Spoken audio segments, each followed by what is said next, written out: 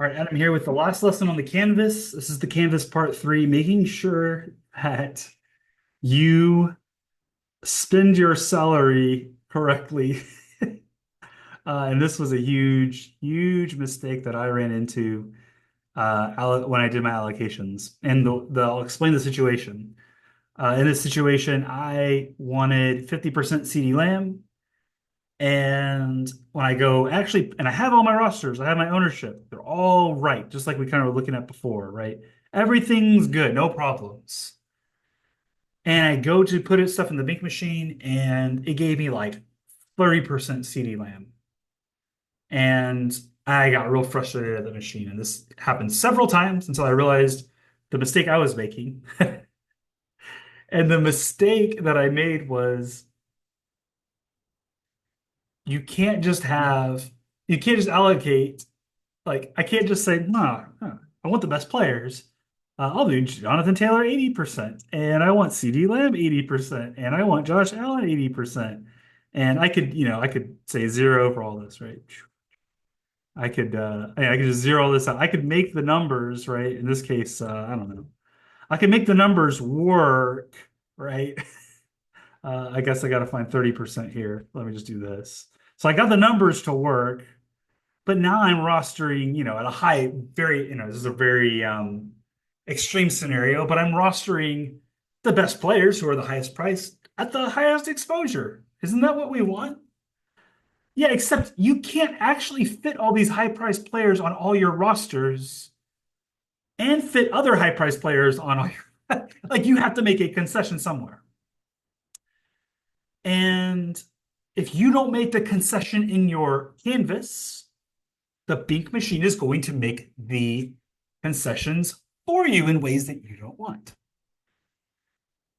So lo and behold, and I have some of these, you'll see I have some of these rows hidden because it's confusing if you're just trying to look at stuff.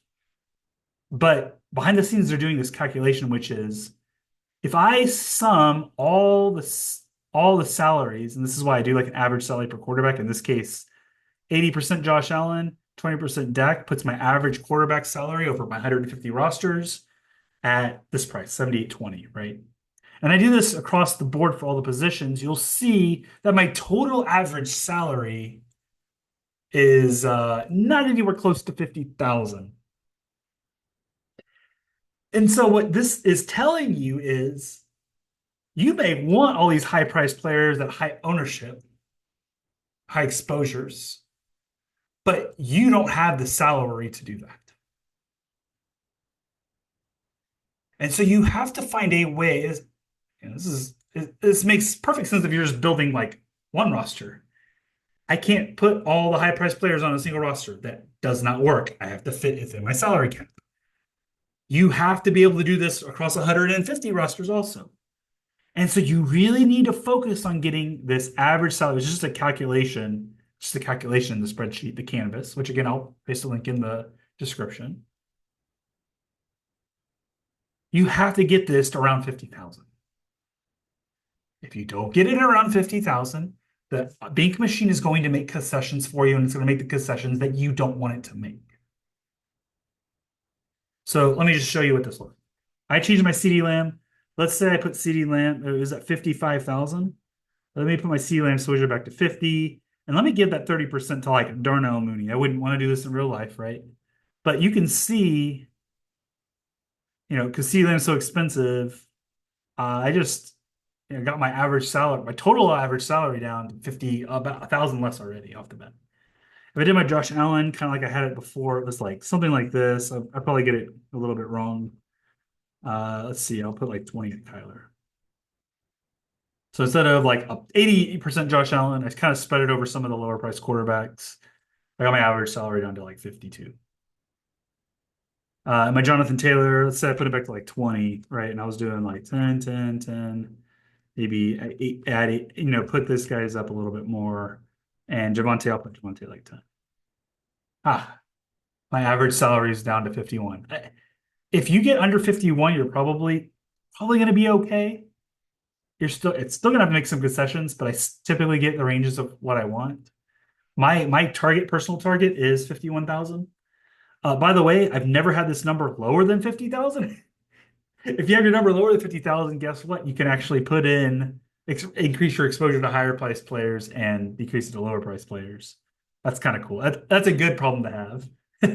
But I've got to find a remember, I got to find a way to save money. Maybe I lower the Cowboys defense and up the Cardinals defense because they're 2,400. Don't want to play the Cardinals defense against the Bills probably. But it did lower my average salary. And so you need to work. Not only do you need to figure out these percentages, make sure these match, make sure your stat is three things. Make sure the percentages are right. Make sure your quarterback allocation matches your pass catching or stacking percentages so that there's enough rostership to accommodate what you're trying to do with your quarterbacks. And you need to make sure that your salary cumulative excuse me, your average salary across all the rosters that you might put into play, given all these exposures, isn't way off the rails. If you do these three things, you're going to be able to pop this stuff in the Bink machine and immediately get the results that you're looking for, which is pretty cool. We'll have to talk about groups. So the next lesson, I'm going to show you how to actually go input this in the Bink machine. It's pretty straightforward, short lesson. And then after that, we're going to talk about groups.